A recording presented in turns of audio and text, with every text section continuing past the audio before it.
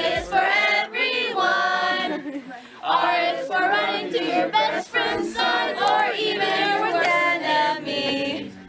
B is for very helpful to people. I is for ice cream too.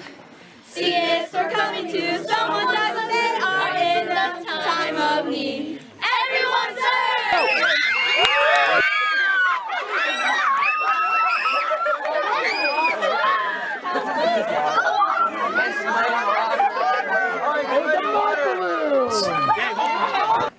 In order to become a flight attendant, you had to go through, and they lock you up in this hotel. Sounds like ice, right? No, I'm just kidding. So, 30 days. Without your kids? That's a bad joke. Sorry. Let's pull it back.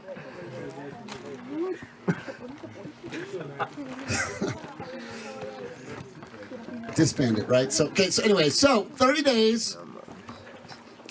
We go to this hotel, and they keep you from your families. And what they do, hey guys, I can't talk over you, so hold on. So for 30 days, what they do is they lock you in this hotel. Did you get that part? They lock you in a hotel. So, and then they wake you up. They put you in this really nice hotel, and you have to share it with this complete stranger that you don't know. So, my roommate was named John, and he was from Puerto Rico. So every time that we would get to the room, he would do this. Hey man, what are you doing? I'm like, what? And he would look at me strange, and he'd be like, I told you I was up here. And I'm like,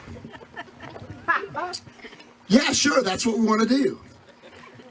Okay, and yeah, and then he pulls out all of his clothes out of the suitcase. I mean, because we got to unpack. And I'm thinking, oh, he's saying we should unpack and put everything in the closet and, you know, make it look nice. Because you got to look like like you're like walking, you know, in the suit and tie all the time. And he begins to pull out his shirts. And it's like, I'm like, I have no idea what this guy is saying. I'm thinking, how did he pass the interview? I don't know. Because he just talks so fast. And he's going over to my bag, and he's grabbing my shirt out of my bag, and he's putting it in his bag, and he's taking his shirt and putting it in my bag, and I'm getting confused because I just bought these shirts like 3 days before, and I'm not sure which ones are mine now. And somehow he's talking about how we're going to swap clothes. And I'm thinking, I'm just trying to pass the class, okay? I just want to be a flight attendant, please. And so he and I began to write messages to each other. Like, and then my first message was, no. And he's, no. And I was like, oh, he does speak slower. And I said, we are not the same size. No. And he grabs the pen and he says, lose some weight. And again, I wrote,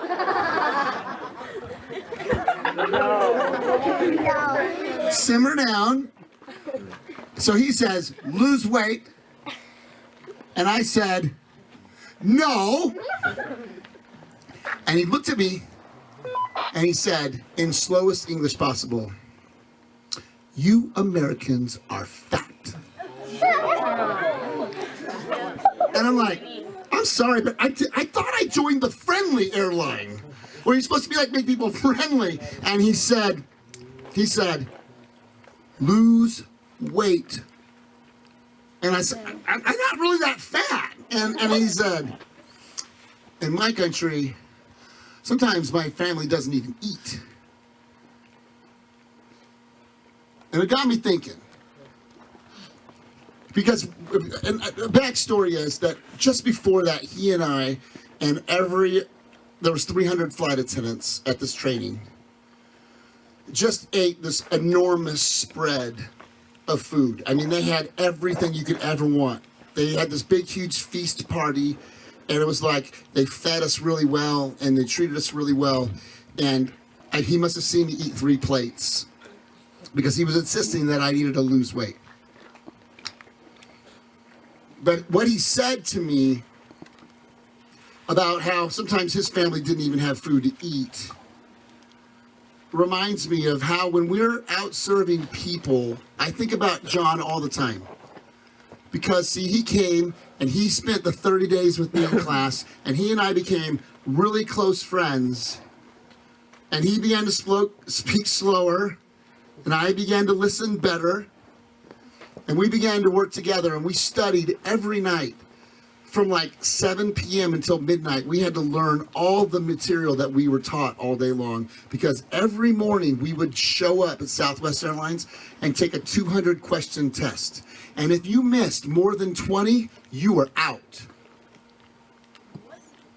And so every morning we would take this test, and we weren't sure if we were still going to be roommates.